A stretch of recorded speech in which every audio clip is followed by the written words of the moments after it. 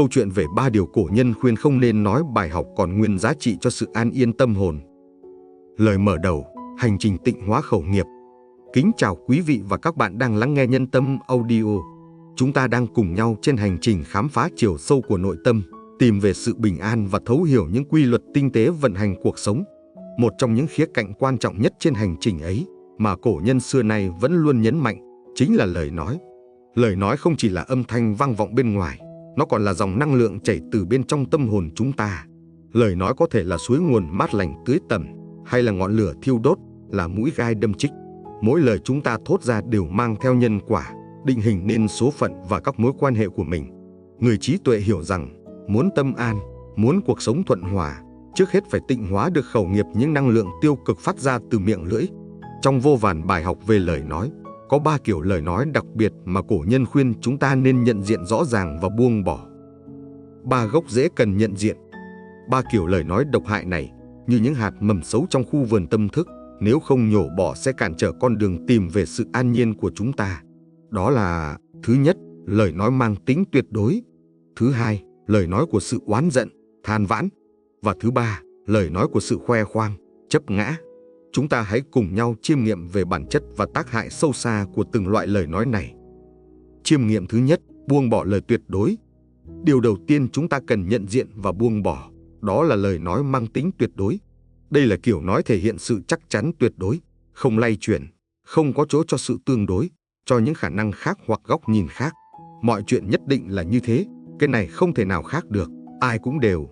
Những cấu trúc khẳng định cứng nhắc như vậy chính là dấu hiệu. Tại sao lời tuyệt đối lại cản trở sự an yên trong tâm hồn? Bởi lẽ, bản chất của vạn vật trong vũ trụ là sự vô thường và tương đối. Không có gì tồn tại độc lập hay bất biến vĩnh viễn. Sự thật, dưới những lăng kính khác nhau, trong những khoảnh khắc khác nhau, có thể hiện ra muôn hình vạn trạng. Khi chúng ta bám chấp vào một lời khẳng định tuyệt đối, chúng ta đang tự đóng khung nhận thức của mình, từ chối nhìn thấy bức tranh toàn cảnh rộng lớn hơn, phức tạp hơn. Lời nói tuyệt đối thường xuất phát từ một cái ngã quá lớn, cái tôi cho rằng mình biết hết, đúng hết. Sự kiêu ngạo vi tế này khiến tâm trí trở nên cứng nhắc, khó tiếp nhận cái mới, khó học hỏi. Nó tạo ra bức tường vô hình ngăn cách chúng ta với những hiểu biết sâu sắc hơn, ngăn cách chúng ta với sự thật đa chiều. Trong giao tiếp, lời tuyệt đối dễ gây ra mâu thuẫn và sự khó chịu. Khi bạn nói một cách quá chắc chắn, người khác có thể cảm thấy quan điểm của họ không được tôn trọng. Nó tạo ra cảm giác đối đầu thay vì đồng hành. Ví dụ minh họa, thay vì nói người này chắc chắn là xấu, hãy suy ngẫm, dưới góc nhìn của mình lúc này, hành động đó có vẻ không thiện lành, nhưng có thể có những nguyên nhân sâu xa nào khác mà mình chưa hiểu.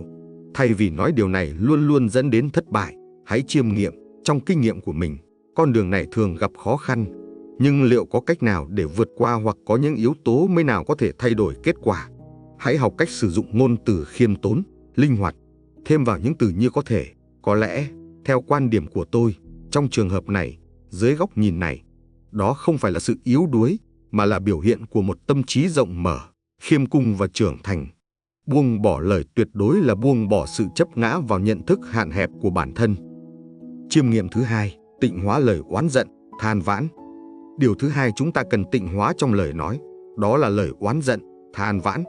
Đây là những âm thanh phát ra từ một nội tâm đầy bất mãn, đổ lỗi, chìm đắm trong cảm giác mình là nạn nhân của hoàn cảnh hay người khác. Sao lại là tôi? Đáng lẽ mọi chuyện không phải thế này, chỉ tại anh chị, cuộc đời thật bất công với tôi. Lời oán giận, than vãn là con đường nhanh nhất dẫn tâm hồn vào ngõ cụt của sự khổ đau. Nó không giải quyết được vấn đề, mà chỉ khuếch đại cảm giác tiêu cực. Mỗi lời than thở là một sợi xích vô hình tự trói buộc mình vào quá khứ hoặc những điều không như ý. Người thường xuyên than vãn đang tự rút cạn năng lượng sống của chính mình. Thay vì tập trung vào việc tìm lối thoát, họ dồn hết sức lực vào việc kể lể về nỗi khổ. Điều này không chỉ làm họ yếu đi, mà còn lây lan sự mệt mỏi, nặng nề sang những người xung quanh. Trong các mối quan hệ, lời oán giận, than vãn là liều thuốc độc. Nó làm cho người nghe cảm thấy áp lực, bị đổ lỗi, dù trực tiếp hay gián tiếp, và dần dần họ sẽ tìm cách tránh xa. Không ai muốn mãi chìm đắm trong dòng chảy tiêu cực của người khác. Sự cô lập là cái giá phải trả cho thói quen than vãn. Ví dụ minh họa, khi gặp một thử thách trong công việc, thay vì nói thật khó khăn, tôi không biết phải làm sao, chỉ tại. Một người có tâm tĩnh lặng sẽ suy ngẫm, đây là một thử thách. Tôi cảm thấy áp lực, nhưng tôi có thể học được gì từ nó? Tôi có thể tìm kiếm sự giúp đỡ từ ai? Tôi có thể thay đổi góc nhìn như thế nào?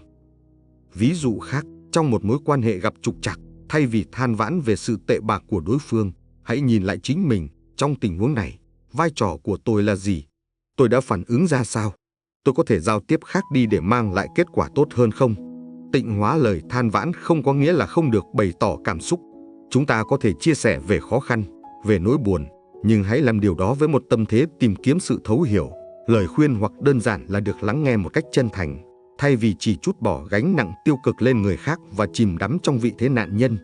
Hãy hướng tâm về giải pháp, về sự trưởng thành từ thử thách và về lòng biết ơn với những điều tốt đẹp còn lại. Buông bỏ lời oán giận là buông bỏ cái ngã chấp vào sự khổ đau của bản thân.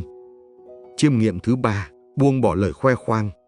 Và điều thứ 3 trong 3 điều cổ nhân khuyên không nên nói, đó là lời nói của sự khoe khoang, chấp ngã. Đây là kiểu nói luôn muốn đề cao bản thân, nhấn mạnh quá mức về thành tích, tài năng, tài sản, các mối quan hệ lớn. Mục đích là để tạo ấn tượng, để chứng tỏ mình vượt trội hơn người khác. Lý do sâu xa của việc khoe khoang thường là sự thiếu tự tin thực sự. Người có nội lực vững vàng không cần phải dùng lời nói để chứng minh giá trị của mình. Họ hiểu rằng giá trị thực nằm ở bên trong và được thể hiện qua hành động, qua phẩm hạnh, chứ không phải qua lời tự đề cao. Khoe khoang giống như cố gắng thổi phồng một quả bóng xà phòng vẻ ngoài có vẻ lung linh, nhưng rất dễ vỡ và bên trong trống rỗng. Nó tạo ra một cái ngã giả tạo, một lớp vỏ bọc mỏng manh. Lời khoe khoang không mang lại sự kính trọng chân thành, mà thường tạo ra sự khó chịu, thậm chí là đố kỵ từ phía người nghe. Nó phá hỏng sự kết nối chân thật, bởi vì cuộc trò chuyện chỉ còn xoay quanh một mình người nói và cái tôi của họ. Ví dụ minh họa, khi đạt được một thành tựu, thay vì nói nhờ tôi mà dự án này thành công rực rỡ, những người khác chỉ đóng góp một phần nhỏ. Một người có nội tâm tĩnh tại sẽ chiêm nghiệm, tôi cảm thấy biết ơn vì đã có cơ hội đóng góp vào thành công chung. Đây là kết quả của sự nỗ lực của cả đội và cả những yếu tố thuận lợi khác nữa. Họ chia sẻ về quá trình học hỏi, về những khó khăn đã cùng nhau vượt qua, thay vì chỉ tô vẽ về vai trò cá nhân. Ví dụ khác, khi có thêm tài sản, thay vì nói về giá trị của nó một cách phô trương, hãy chiêm nghiệm về sự đủ đầy, về lòng biết ơn, về cách có thể sử dụng nó để tạo ra thêm giá trị cho bản thân và cộng đồng. Buông bỏ lời khoe khoang là buông bỏ cái ngã chấp vào những thứ vật chất, vào danh tiếng hão huyền. Hãy để hành động và phẩm hạnh của bạn tự nói lên giá trị. Hãy tập trung vào việc cống hiến và chia sẻ một cách chân thành, thay vì tìm kiếm sự công nhận qua lời nói.